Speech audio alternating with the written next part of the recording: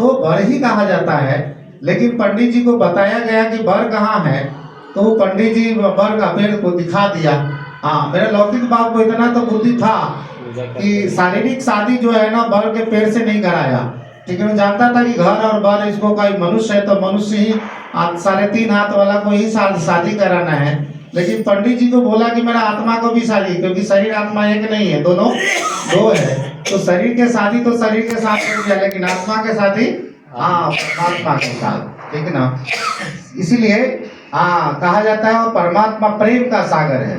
ठीक है ना, तो परमात्मा की सगाई को प्रेम सगाई करते हैं। ठीक है ना, और कहा जाता है प्रेम सगाई सबसे उत्तम होता है, जहाँ प्यार है, स्नेह है, उमंग है, उत्साह है। लेकिन इस दुनिया वाले यही प्रेम सगाई की करना शुरू कर दिया और कहता है तुमने मुझे बर्बाद कर दिया, तुमने मुझे बर्बाद कर दिया। सच कहते थे दुनिया वाले, प्यार न कर, हम गलती से प्यार कर लिए, आंसू बहा रहा हूँ, आफत गले पर ही है, उसको निभा, पता नहीं क्या क्या गीत गा रहे हैं। ठीक ना, तो अभी परमात्मा की प्रेम सगाई है। और अभी मुन्नी माता जी, क्या आज वार्षिक भोग है, भगवान भी कितना इंतजार कर रहा होगा।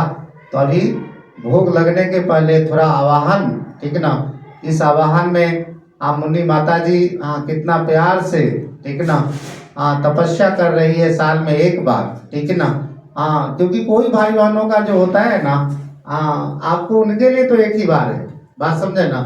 मेरे लिए लगता है कि हर गुरुवार रविवार है, ये तो भाग्य है मेरा कि हर गुरुवार हर रविवार भगवान के घर में बाप कलयुग में भी पिकनिक मनाने के लिए संडे बाप लेके जाता है मैरिन ड्राइव में। ठीक है, चलो पापा संडे है, चलो पापा। लेकिन मेरा पापा कितना अच्छा है, ठीक ना। मेरा पापा ही नर्मदा अपार्टमेंट के 8वां तल्ला पर कहता आ जाओ बच्चा, पिकनिक है, आ जाओ पिकनिक है। इसलिए भाई बहनों को कहते हैं कि बाबा पिकनिक बना रहे, आ जाइए। ठीक ना, तो बाबा भी मेरा अच्छा है। इस प्रोजेक्ट के माध्यम से हर रविवार हर गुरुवार को कम से कम मेरा पिकनिक हो जाता है, बात समझे ना। तो अब मुन्नी माता बड़े प्यार से आई है, तो अभी बहनों से निवेदन करेंगे कि तैयारी कीजिए भोग का टेबल आगे रखिए। इसका लगेगा भोला बाबा का, तो भोला बाबा का तो जिसका भोग लगेगा उसको यहाँ तक तो आएगा कि नहीं आएगा। ठीक ना, प्यार से बड़ी भावना, जैसी रखी भावना का खेला है। 56 प्रकार का भोजन यदि बना लिया और भावना नहीं है तो फिर वही हाल हो जाएगा दुर्योधन वाला, फिर स्वीकार नहीं करेगा। कहा कि रख अपने 56 प्रकार के, तुम्हारा बढ़िया भावना नहीं है। दुनिया में कहता है भाव नहीं तो भोजन नहीं, दुनिया में कहते हैं भाव नहीं तो भोजन नहीं। बड़े भाव से, ठीक है, फल फूल के साथ बाबा कहता है भजन।